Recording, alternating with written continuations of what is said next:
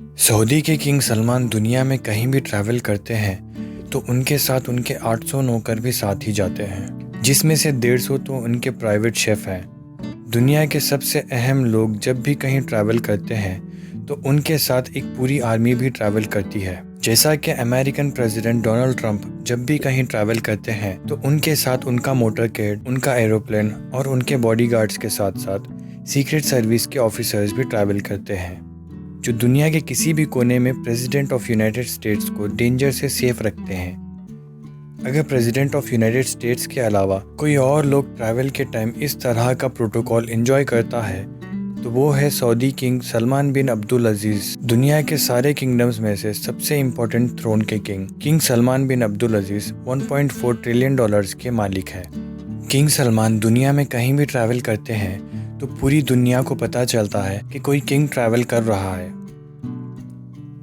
King Salman को दुनिया के किसी भी कोने में किसी भी प्रॉब्लम को फेस ना करना पड़े, इसीलिए उनके साथ डजन्स ऑफ एरोप्लेन्स, उनके अपने सर्वेंट्स, शेफ्स, फैमिली मेंबर्स और प्रोटोकॉल के कार्स भी किंग सलमान के साथ ही ट्रैवल करते हैं। मार्च 2017 सऊदी किंग का प्राइवेट बोइंग 747 इंडोनेशिया में 9 दिन रॉयल टूर के लिए लैंड हुआ। ये सऊदी किंग का 46 इयर्स में इंडोनेशिया का फर्स्ट डिप्लोमेटिक टूर था। ये रॉयल टूर पूरी दुनिया में न्यूज़ हेडलाइंस का अट्रैक्शन बन गया।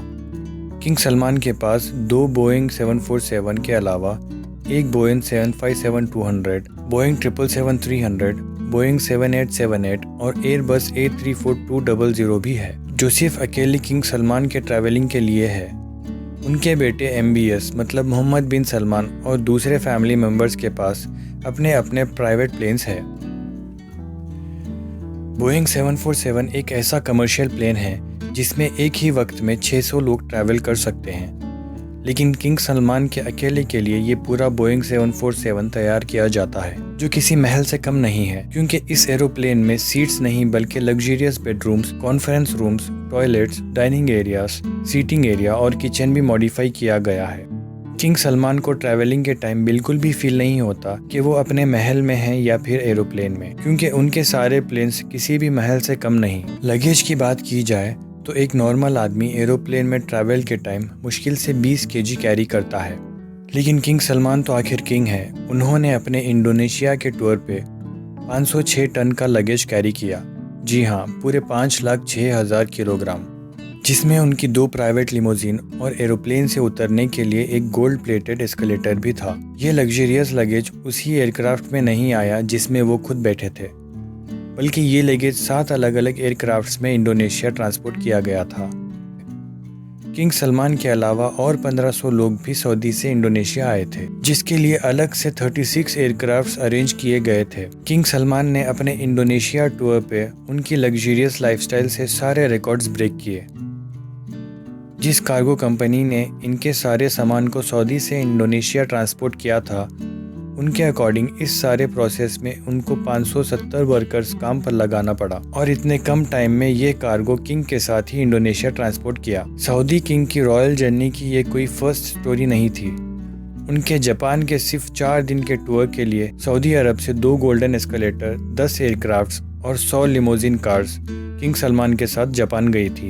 और जापान में रहने के लिए किंग सलमान और उनकी पूरी टीम के लिए टोक्यो के सबसे बेस्ट होटल्स में 1200 लग्जरी स्वीट्स बुक करवाए गए थे। कुछ 5 होटल्स को तो पूरा ही वैकेंट करवाकर उनमें सिर्फ किंग सलमान के लोग और रिश्तेदारों को रखवाया गया था। किंग सलमान के फ्रांस के टूर पे भी ऑलमोस्ट 400 लग्जरी कार्स उनके प्रोटोकॉल के लिए हायर की गई थी, और इतना ज्यादा प्रोटोकॉल तो प्रेसिडेंट्स को भी नहीं मिला करता।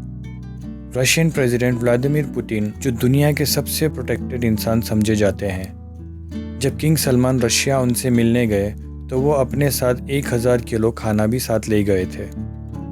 ना सिर्फ इतना, बल्कि उनके साथ रॉयल फर्नीचर और कारपेट्स भी सऊदी से ले गए थे।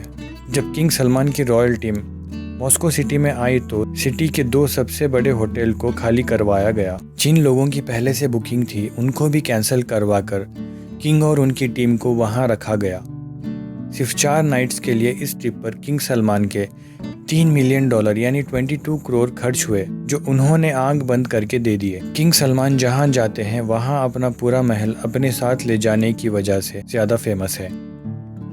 इतना ज़्यादा खर्चा करने के बाद भी किंग सलमान का गोल्डन एस्केलेटर एरोप्लेन से उतरने के वक्त पूरे मीडिया के सामने ही खराब हो गया, जिसकी वजह से किंग सलमान को काफ़ी एम्बैरेसमेंट फेस करना पड़ा। लेकिन फिर फाइनली उनको अपने पैरों की मदद से नीचे उतरना पड़ा। 2014 में जब king Salman American president Barack Obama से मिलने गए तो उस ट्रिप पर भी वो कम ना दिखे। वॉशिंगटन डीसी के फेमस फोर सीजन्स होटल के सारे 222 रूम्स ना सिर्फ बुक करवा लिए गए थे, बल्कि सारी होटल को महल बना दिया गया था। किंग सलमान को वॉशिंगटन डीसी आने से पहले ही फोर सीजन्स होटल को पूरा गोल्डन कर दिया था। सऊदी से खास गोल्डन आइटम्स मंगवाए गए, जिसमें golden furniture, carpets, lamps, bedsheets और गोल्डन चेयर भी सऊदी से मंगवाई गई।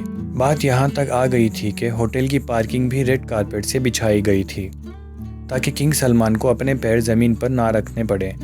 अपने बाप के रास्ते पर चलते हुए सऊदी के प्रिंस भी किसी से कम नहीं। जब प्रिंस मोहम्मद बिन सलमान लॉस एंजलिस गए तो उन्होंने भी फोर सीजन्स होटल के पूरे 285 स्वीट्स बुक करवा लिए। ना सिर्फ स्वीट्स बल्कि पूरे होटल को अरेबिक टेस्ट भी दे दिया गया। शैंडलियर से लेकर होटल का मेन्यू तक भी बदल दिया गया था, और वो भी सिर्फ चंद रातों की खातिर।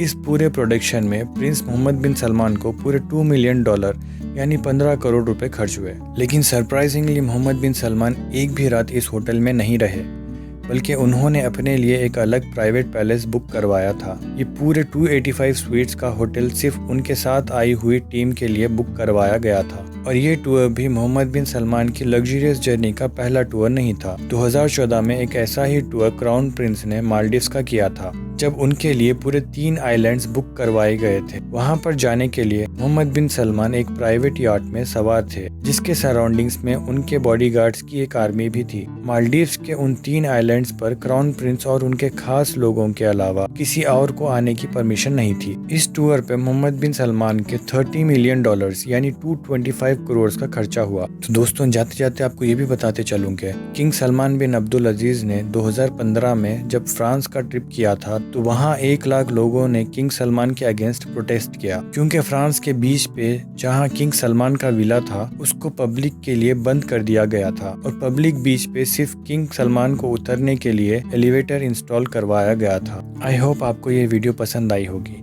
मिलते हैं अगली इन्फॉर्मेटिव वीडियो में।